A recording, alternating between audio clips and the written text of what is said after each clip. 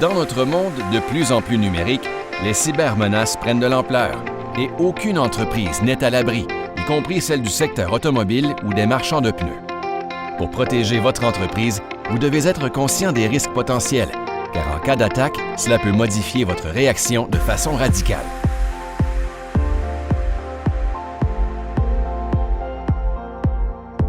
Se préparer aux cyberattaques. Selon les experts en cybersécurité des assurances Federated, 4 mesures pourraient vous aider à protéger votre entreprise contre des cyberrisques en constante évolution.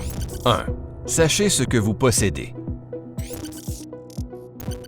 Il est difficile de protéger et de défendre votre entreprise contre les cybermenaces si vous ne savez pas ce que vous possédez. C'est pourquoi faire l'inventaire de vos actifs constitue une bonne pratique en matière de sécurité. Procédez à une vérification de votre matériel et de votre équipement et répertoriez-les sur papier. Que devez-vous prendre en considération? Inscrivez tout le matériel informatique ainsi que le numéro de série de chaque article, son emplacement et le nom de la personne qui en est responsable. Assurez-vous de faire de même pour tous les logiciels utilisés par votre entreprise et d'indiquer les détails comme le numéro de version et toute mise à jour importante. Tous ces renseignements doivent être imprimés sous forme de liste, faire l'objet d'une mise à jour régulière pour assurer leur actualité et leur exactitude et être stockés en lieu sûr. 2. Hiérarchisez vos risques. Pour être bien préparé, vous devez également avoir recours à un professionnel qualifié pour procéder à des évaluations de sécurité annuelles. Pour les marchands de pneus et les entreprises du secteur automobile, cela signifie qu'il faut faire mener un test d'intrusion technique sur vos ordinateurs, imprimantes, ordinateurs portables, serveurs, répartiteurs de connexion, commutateurs et pare-feu, ainsi qu'une évaluation de tout équipement technique connecté utilisé régulièrement lors de l'entretien des véhicules. Ce test vous indiquera également jusqu'où un attaquant peut pénétrer dans votre environnement. Il s'agit de tâches techniques effectuées par des professionnels de la sécurité. Ce sont des gens qualifiés, formés et expérimentés dans l'attaque de systèmes informatiques que vous embaucherez pour attaquer votre environnement. À la fin de ce processus, vous recevrez habituellement un rapport vous indiquant où se situent vos faiblesses et précisant celles considérées comme les plus critiques qui doivent être corrigées en premier. Une évaluation annuelle des contrôles de sécurité non techniques doit également être effectuée. À cette fin, un professionnel de la sécurité vous questionnera sur le type de données que vous recueillez, la proportion des données que vous recueillez, dans quel but vous les recueillez, à quel endroit vous les conservez, comment vous les protégez et ce que vous en faites lorsque vous avez terminé.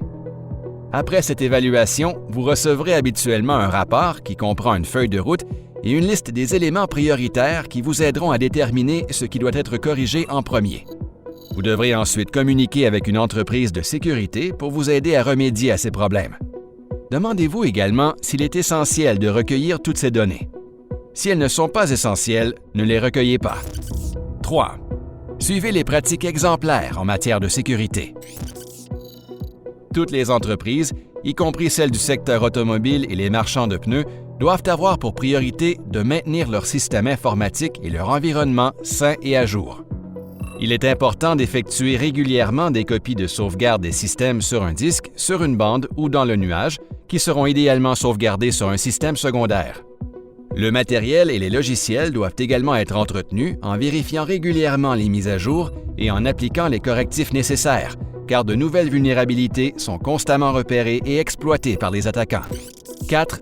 Soyez prêt à intervenir en cas d'incident. Même si vous suivez les pratiques exemplaires en matière de sécurité, votre entreprise n'est pas à l'abri des attaquants. Peu importe ce que vous faites, le nombre d'évaluations demandées ou de contrôles techniques mis en place, il est fort probable que vous devrez gérer une crise à un moment ou à un autre. Que pouvez-vous faire si cela vous arrive? D'abord, inutile de paniquer. S'il s'agit d'un mot de passe compromis, changez-le avant qu'un attaquant ne le fasse à votre place. En cas d'une attaque de rançongiciel, communiquez avec vos partenaires d'intervention en cas d'incident ou des enquêteurs spécialisés, car leur aide pourrait être utile pour gérer ce type d'attaque sophistiquée. Il serait pertinent de commencer à établir des liens avec des experts en sécurité dès maintenant, avant d'avoir besoin de leur aide. Ainsi, vous disposerez déjà de ressources en cas d'incident. Si vous faites face à une menace très grave, il est également important de communiquer avec les forces de l'ordre, la police et vos conseillers juridiques. En mettant en place un plan d'intervention en cas d'incident, Vous serez mieux préparé à communiquer rapidement avec vos employés, vos partenaires et les autres personnes concernées et vous pourrez réagir immédiatement à une attaque. Les gens remarqueront si vos réseaux sont hors ligne pendant une longue période. Il est préférable d'être le plus franc et honnête possible et de les informer de la situation, de son incidence pour eux et de comment vous réglerez le problème. Votre plan d'intervention et vos partenaires peuvent vous aider à détailler le processus approprié en cas de crise. Nous pouvons vous aider à vous préparer à d'éventuelles cyberattaques. Si vous êtes client des assurances Federated, communiquez avec votre agent en assurance de dommages. Si vous n'êtes pas encore client et souhaitez en savoir plus, consultez notre site Web